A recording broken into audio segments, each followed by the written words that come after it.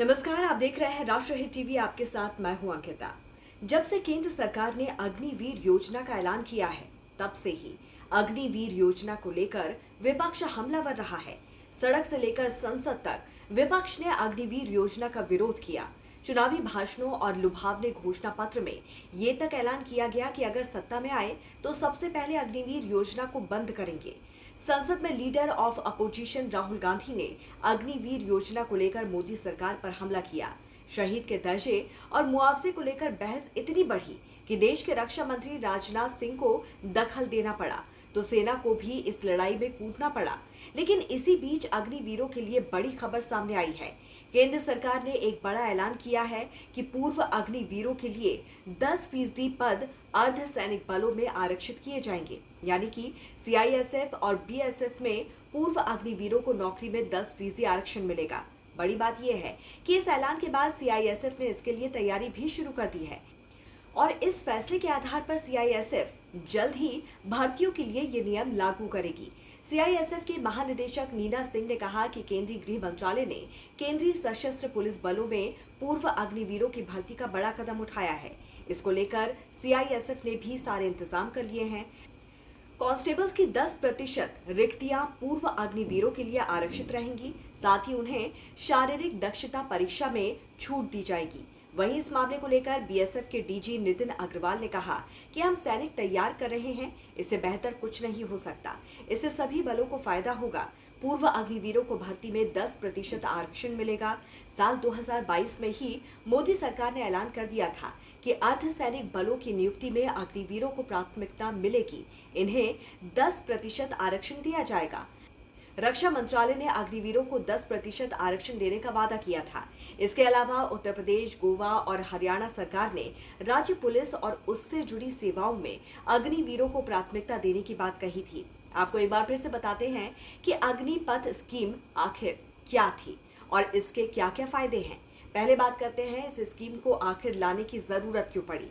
जून 2022 में मोदी सरकार अग्निपथ स्कीम लेकर आई थी। इस योजना के तहत युवाओं को रक्षा क्षेत्र से शॉर्ट टर्म स्कीम के तहत जोड़ने की कोशिश की गई। सेना, वायुसेना और जल सेना तीनों के आई योजना के तहत भर्ती सैनिकों का नाम दिया गया अग्निवीर। इसमें सैनिकों की 4 साल के लिए भर्ती होती है। साथ ही अगले 4 सालों के लिए उन्हें एक्सटेंशन भी मिल सकता है।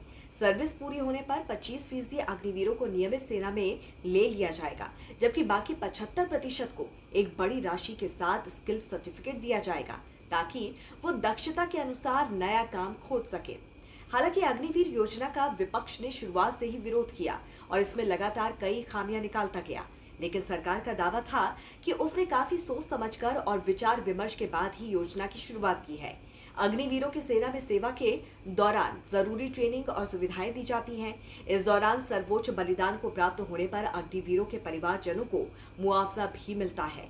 हालांकि 4 साल के बाद सेवा खत्म होने पर अग्निवीरों को कोई पेंशन नहीं मिलती और पूरा विवाद इसी पर है। हालांकि अग्निपथ योजना के तहत 4 साल की अवधि पूरी होने पर कुछ सैनिकों को स्थायी तौर पर सेना में नौकरी मिल जाती है, तो वहीं अन्य सैनिकों की सेवा समाप्त हो जाती है और उन्हें पूर्व निर्धारित राशि मिलती है। अब आपको बताते हैं कि आखिर अग्निवीरों को क्या क्या लाभ मिलते हैं। अग्निवीर योजना के तहत जान गंवाने वाले जवानों को शहीद का दर्जा दिया जाता है। रक्षा मंत्री ने खुद संसद में इस बात को दोहराया है। इसके अलावा जो अग्निवीर देश के लिए सर्वोच्च बलिदान देते हैं, इसीलिए उनका अंतिम संस्कार पूरे सैन्य सम्मान के साथ किया जाता है। उनके शहीद होने के बाद उनके परिवार को लाभ मिलते हैं। कल्याण निधि के तहत बैंक डिफेंस सर्विस अकाउंट बीमा अग्निवीर के परिवार को बीमा राशि 48 लाख रुपए देता है। साथ ही 44 लाख रुपए की अनुग्रह राशि भी दी जाती है।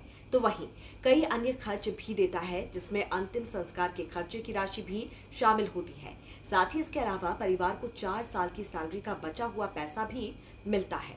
हाल ही में शहीद अग्निवीर अजय कुमार को 98,39,000 रुपए का मुआवजा दिया गया है। तो इस पर आपकी क्या राय है, जरूर हमें बताइए। जुड़े रहिए राष्ट्रहित टीवी के साथ। नमस्कार।